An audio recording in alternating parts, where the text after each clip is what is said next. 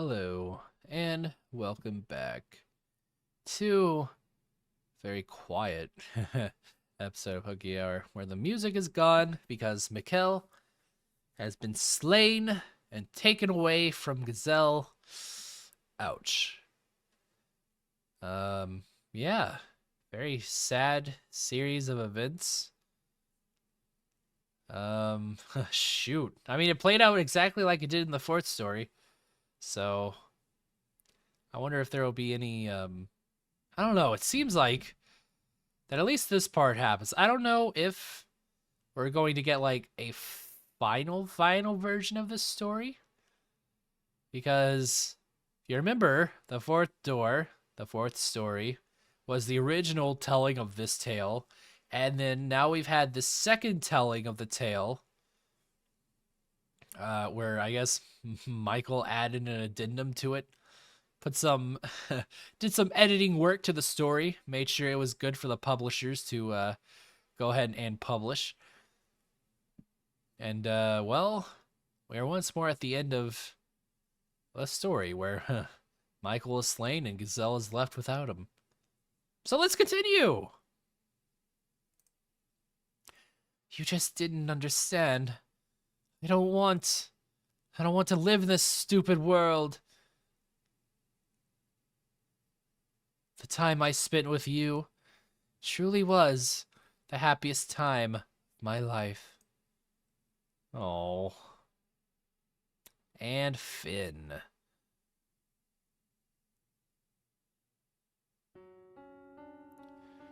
Alright, we're back here. I remember everything now. You died on that day. You were killed. You disappeared from this world and left me behind. That's right. I remember. I remember the pain and the agony of death and the fear. I did indeed die that day. You refused to listen to me. Do you have any idea how it felt to feel you dying from the other side of that door? Gazelle. I wanted you to take me with you. Is this what you wanted to see? My memories, the traces of my life on this earth, in there. In order to find your truth, we need more of the story. Very well then. If you want more of the story, I will tell you more. What comes next is both a continuation and a brand new tale. Oh, we're moving on, okay. The Maid's Tale. ... Real original. When you've heard it all, I expect you to commend me for not forgetting how to smile. Alright. Let's see how this tragedy goes down. We haven't completely cut through the darkness yet. An arctic wind blows past me. At the same time, I've gripped with an overwhelming urge to break down into tears. Perhaps this is the solitude she felt for so long. I have to face this. I have a responsibility to her to do so. And I have to atone for being such a misguided fool all those many years ago, convinced that I was doing what was best.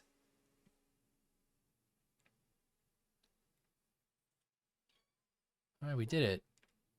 Chapter 5 complete. The sixth door. Alright. Door number 6. 1099 to an unknown year.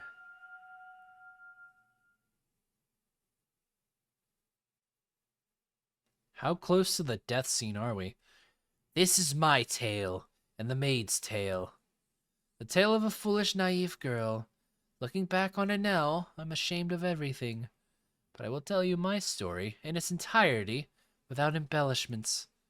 I ask that you please not let go of my hand.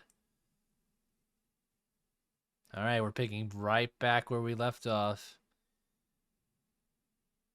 The only things the knights left behind were a garment and a large pool of your blood. Blood had seeped into the fabric, and it was beginning to dry. When I clenched it in my hand, It made soft crackling sounds. The oppressive stench of death lingered in the tower. Mikkel, there's no point in a life without you. You know that, right? Have a wonderful family. You know I can't do that. Hey, Mikkel, answer me. Come back to me. I don't care if it's as a ghost. I just need you here with me. Come back to me. Talk to me about nothing and about everything. Be irritated with me when I do something stupid. Scoff at me whenever I tell a bad joke. Trounce me at chess again. Put your arms around me one more time. Come on. I'm begging you. If you won't come back to me, then I'll go to you. I don't care if that's not what you wanted for me. This world without you is meaningless. Dying won't guarantee you get to see him again. He spends all this time refusing to talk to me, and when he finally does, he begs me to save his love. Oh, how the mighty have fallen. Rather disappointing, to be honest. Who are you? Where are you?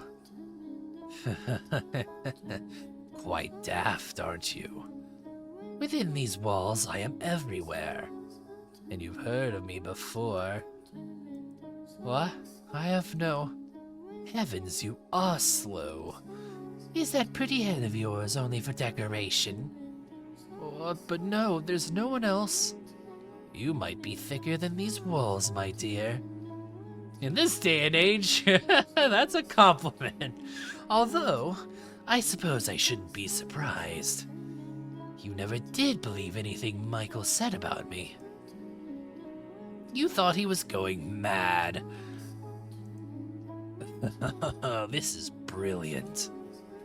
Oh, there's no way. It can't be. The cursed witch, Morgana? Oh, you even know my name, do you? It would appear my legend has survived longer than I expected. I suppose I should thank all the humans who passed it down for me.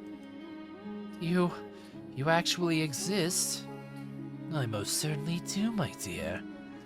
As I recall, you don't believe in the supernatural, do you? But it's hard to deny when that very witch is talking to you right this moment. Michael was not even slightly mad, my dear. I told him he was better off without his sanity, but he refused to listen. He wasn't deranged, his surroundings were.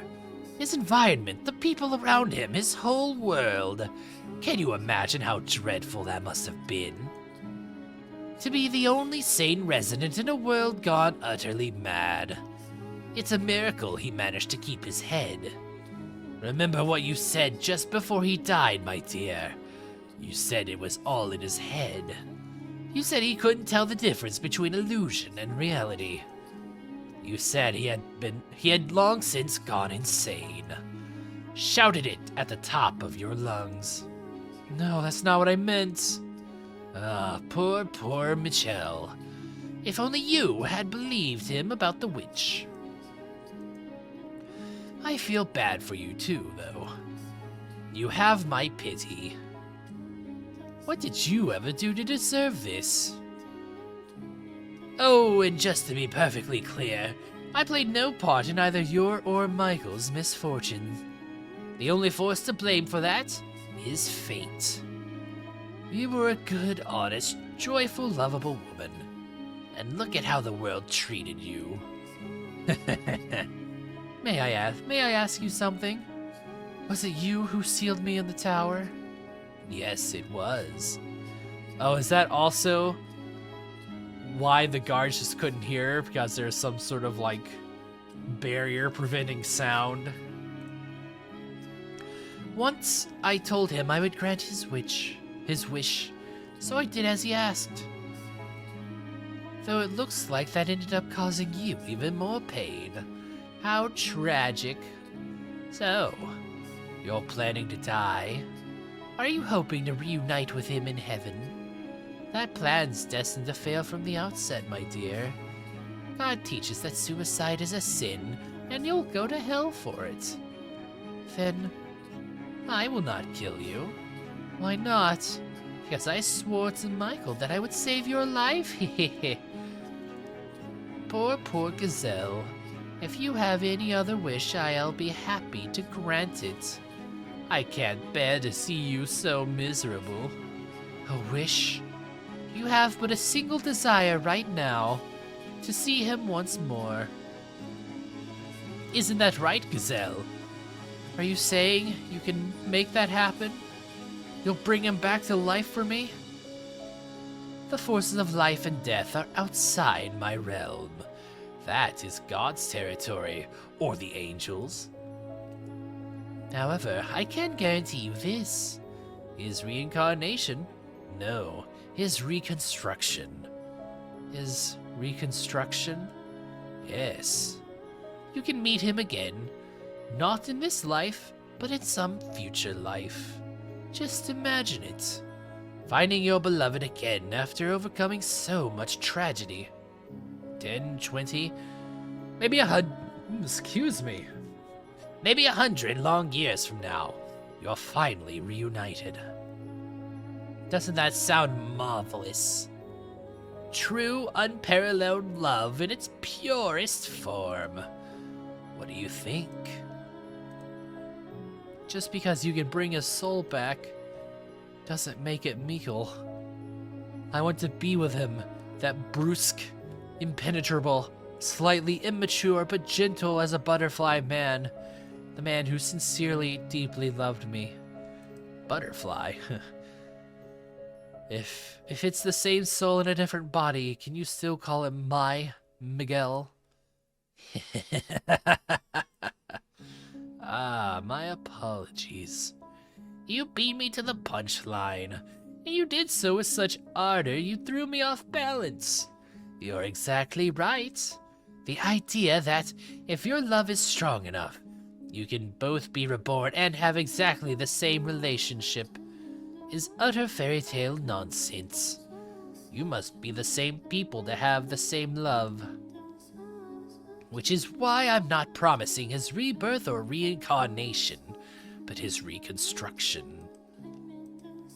Your wish can become reality, Gazelle. As long as you wish for it with all your heart, it can come true. I'll wish for his reconstruction as well. You have a witch asking to make this happen, my dear, so you can be confident that it will bear fruit. And you wish for him to remain as himself. If he truly loves you, and he too wishes to reunite with you, your wish shall be granted. Will you really wish with me? I most certainly will, my poor, pitiful, dear Gazelle. I shall offer up my most heartfelt prayers to you. I'll wish for it. Until the moment of my death, I'll keep wishing for us to be reunited as the same people. I can't guarantee your reconstruction, though. What? I only said I guaranteed his. Mikkel's the only reconstruction I will wish for. I will not ask for yours. Why not? You are not looking at a benevolent wish-granting goddess or an angel with a magic bow and arrow. You are looking at a cursed witch. Then how am I to be with him again? I can offer you but one option that will allow you to reunite with your reconstructed Michael. Tell me, what do I have to do? You must live here with me. Live with you? What do you mean? It was Mikkel who resurrected me, but he cannot serve as my guide. I have work to do. But I cannot do it alone. I need a guide to assist me. Because as you can see, I have no body. If this house did not exist in this world, then perhaps I might be able to give myself form. My soul's form. I don't understand anything you're saying. Also, yeah, I agree with Gazelle here. Little bit. There's a lot to take in here. You don't need to understand. All I need from you is for you to show your utmost hospitality to the people I'm expecting to show up at this mansion someday. Oh man. So does that mean every past story is actually true? It's just you substitute the white girl or the white-haired girl with someone else? Entertain your guests? That's right, my dear. Miko isn't the only one whose reconstruction I'm wishing for. There are others. Several heinous sinners. So I want you to serve as a maid and watch over them when they arrive. And until then, keep the house in good condition. What are you scheming? Is that something you truly need to know, my dear? All you need to do is wish. Pray for the day your beloved appears before you again. For the day he wraps his arms around you once more. One word, Gazelle. That's all I require. Do you want to see him again? Do you want to hear his voice again? And I can promise you'll have your happiness back. What reason is there to hesitate? There isn't one. Or are you simply going to give up? I wonder what would happen if you said no. If you disappear from this world, how will Michael react when he comes back? Will he be sad, angry, or will he forget about you and fall into the arms of another woman? Oh, he can't. Then make up your mind. Will you come with me, or will you throw it all away? Damn, this is some manipulation right here. If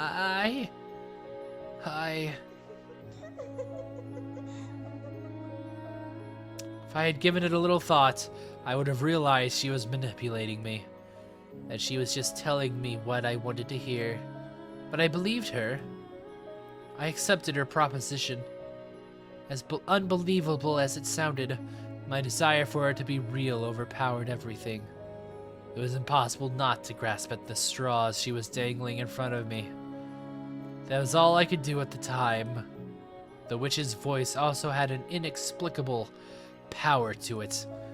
It made me believe, as outrageous as it was, that she really could bring you back, reconstruct you. Maybe because I had seen her turn a door into an unmovable wall. Or maybe because I heard the sound of her disembodied voice. But I don't think those are enough to explain it. My guess is, she had me under her spell. That was the moment I became the maid. But I assure you, I was at that point still the same Gazelle you knew and loved. And with that, I think we're going to call it there for this episode of Hooky Hour. We just went through a very intense sequence. That was a lot to lay down. We finally, I think, got to talk to the witch proper. I'm pretty sure the witch showed up in chapter 4, but that was, I believe that story didn't occur entirely, as it were. Or, didn't, what's the word? Maybe some parts were stretched for the truth. The truth was stretched. Now that we've had this, I guess, real accounting for, yeah. Mikkel dies again, and the witch promises his reconstruction if Gazelle does what the witch asks. So here we are, once more. We now know, I think I'm starting to put together that, like, this whole reconstruction thing,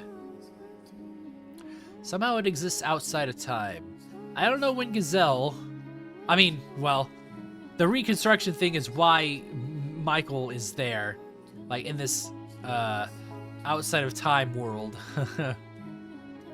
So I guess we still got a little bit more in discovering the true depth of this witch's curse thing. I think that's where I'll leave it off. So... next time on Hooky Hour, I'll see you then.